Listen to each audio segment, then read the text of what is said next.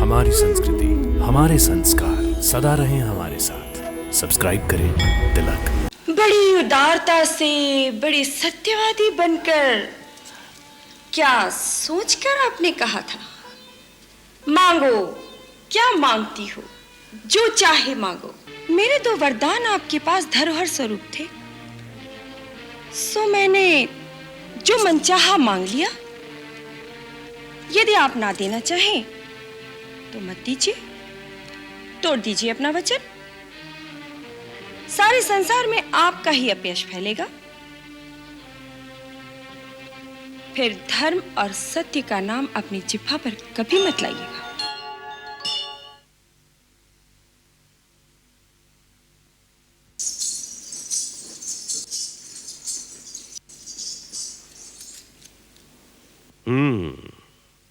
अब लगती हो दशरथ के हृदय आसन पर विराजमान एक साम्राज्ञी। आओ, बैठो मेरे पास। सुनो, सारे नगर में कैसी हर्ष ध्वनि हो रही है। प्रजा राम का राज्याभिषेक मना रही है। वो तो मैं सुन ही रही हूं, किंतु आप पहले मेरी अधूरी बात तो पूरी कीजिए। मेरे वो दो वरदान। आज्ञा करो, बोलो क्या चाहिए। आज अपने राम के नाम पर सब कुछ न्यौछावर कर देंगे। मांगो, जो चाहो मांग लो। मुझे तो बस मेरे दो वरदान चाहिए। पहले ये मांगूं या ये मांगूं? कोई भी जो चाहो।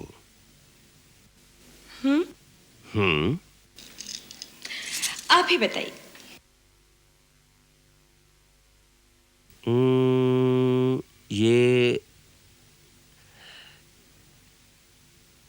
ये मांग लो।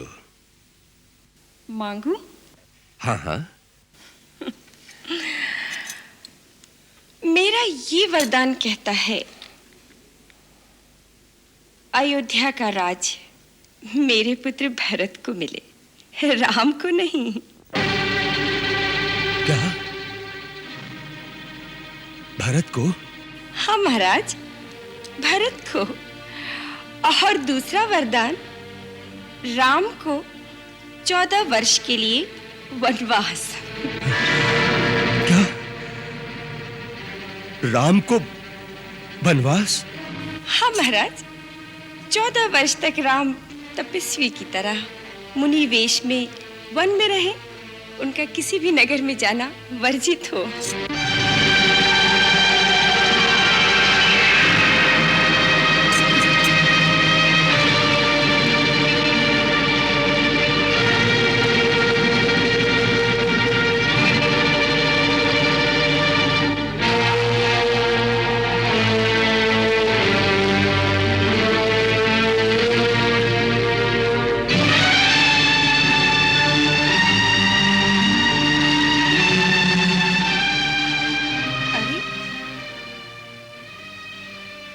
मेरी बात सुनकर आपको यह सन्निपात सा क्या हो गया? ऐसा तीर सा क्यों चुक गया महाराज? मेरे दो वरदान आपके पास धरोहर स्वरूप थे, सो मैंने जो मनचाहा मांग लिया। यदि आप ना देना चाहें तो मत दीजिए, तोड़ दीजिए अपना वचन। सारे संसार में आपका ही अपयश फैलेगा। फिर धर्म और सत्य का नाम अपनी जिह्वा पर कभी मत लाइएगा।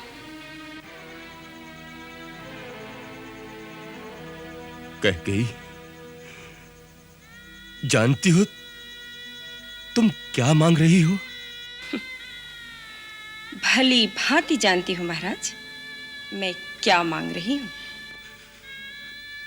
नहीं नहीं, ये कैसे संभव हो सकता है?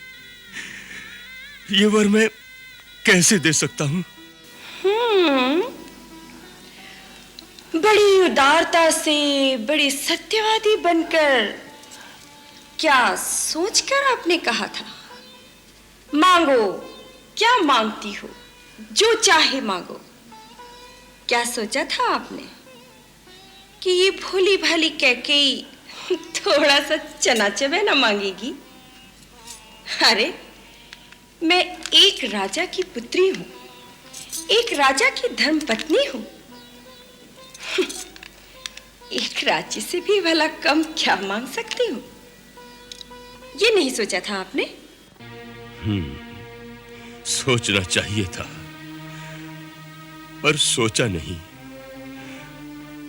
इसमें तुम्हारा दोष नहीं, क्योंकि मैंने ही तुम्हारे असली रूप को नहीं पहचाना। मैं जिसे एक हीरे का हार समझकर गले से लिपटाए फिर रहा था, वो एक नागिन निकली। महाराज, आप तो स्त्रियों की तरह गाली देने लगे। कैसे वीर पुरुष हैं आप? मुझे तो आप पे हंसी आ रही है। तुम क्या हंसोगी? हंसेगा तो सारा संसार मुझ पर, रानी। जब लोग कहेंगे कि बूढ़ा स्त्री के मोह में ऐसा अंधा हो गया कि राम जैसे धर्मात्मा पुत्र को वन में भेज दिया, तो उन्हें क्या उत्तर दूंगा? और जब कहीं किसी वीर पुरुषों की सभा में आपसे कोई पूछेगा कि जिस स्त्री ने आपके प्राणों की रक्षा की, जिसके आप ऋणी थे, जिसे आपने अपने धर्म की शपथ लेकर वचन दिया था, जब उस बिचारी ने आपसे उन वचनों को पूरा करने के लिए कहा, तब आपने अपने वचन से कायरों की तरह मुंह फेर लिया और हारे हुए जुआरी की तरह तिल मिला उठे। तब आप क्या उत्तर देंगे महाराज? स्वर्ग में बैठे हुए आपके पूर्वज आपकी कितनी शोभा बखानेंगे। कह गई, तुमने मुझे कहीं का नहीं रखा, कहीं का नहीं रखा। नारी तो देवी का रूप होती है, परंतु तू हमारे कुल का नाश करने आई है। हे भगवान, मैंने ऐसी नारी का विश्वास क्यों किया? इतना संताप क्यों कर रहे हैं महाराज? मैं कोई मोल ली हुई तो नहीं आई, या भरत आपका पुत्र नहीं? ठीक है, अब मुझे पूरा विश्वास हो गया कि आप अपना वचन पूरा नहीं करना चाहते। कान खोलकर सुन लीजिए, राम के अभिषेक से पहले आपको मेरी चिता को अग्नि देनी होगी। आज अयोध्या के राजद्वार से राम या तो वन जाएगा या कैकेयी की अर्थी निकलेगी, क्योंकि ऐसे अधर्मी वचन भंग करने वाले का पुरुष पति की पत्नी कहलाने से तो अच्छा है कि मैं अपने प्राण त्याग दूं।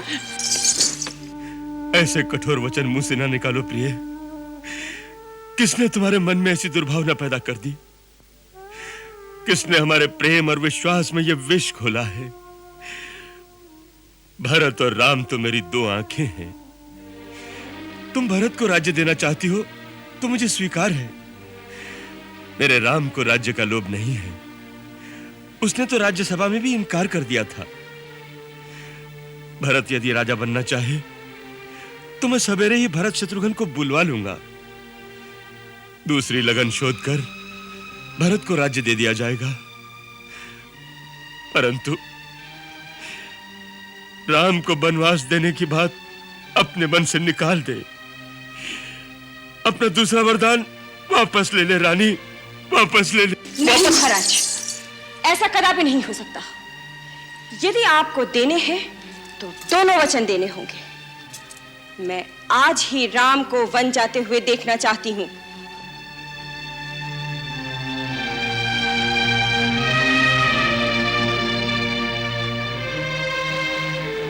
रानी, तू मेरा मस्तक मांग ले, मैं अभी तेरे चरणों में डाल दूंगा। किंतु राम के विरह में तू मुझे मत मार, तू मुझे मत मार रानी। महाराज, राम यदि इतना ही प्यारा था तो उसकी शपथ लेकर मुझे वचन देने की क्या आवश्यकता थी? बड़े उदार बनकर, दानी बनकर किस बल पे कहा था, मांग मांग कैकेयी, जो चाहती है दूंगा। महाराज दशरथ, रघुवंश शिरोमणि, आपकी वो रघुकुल की रीति कहां चली गई? अब प्राण जाए पर वचन न जाए।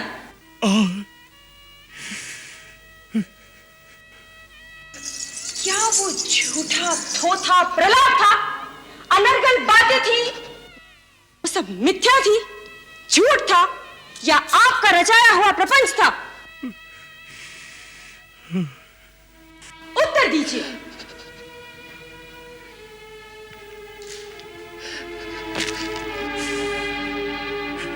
भगवान, तूने मुझे कहां कुठार लाकर मारा है? अब मैं राम को क्या मुंह दिखाऊंगा?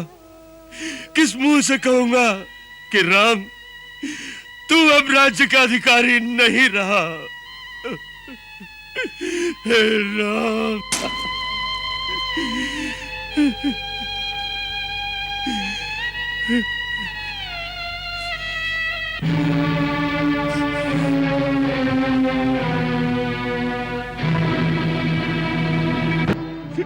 मैं तेरे पैर पड़ता हूं,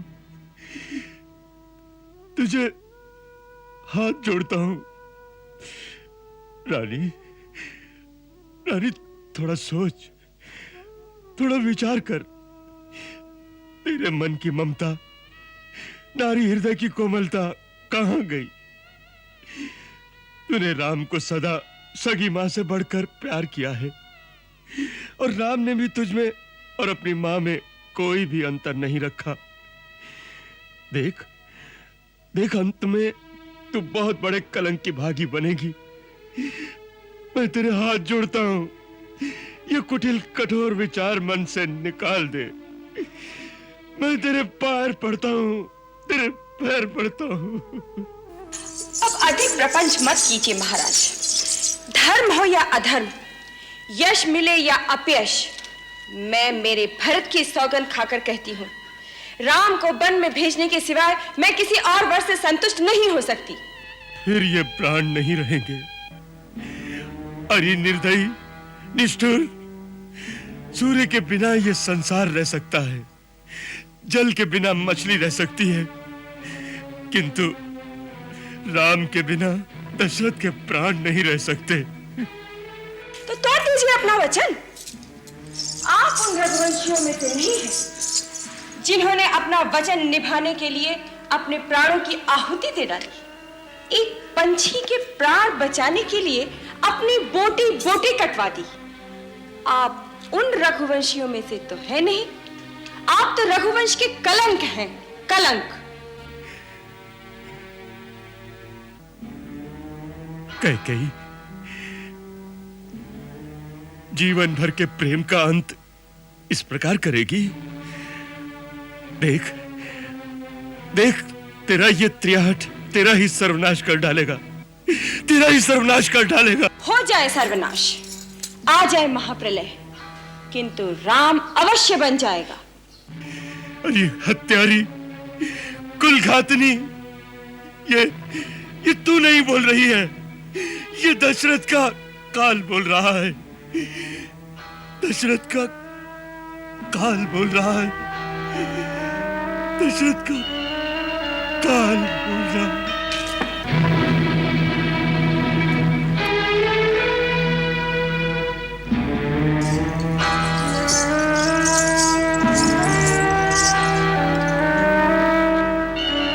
फिर मूर्छित हो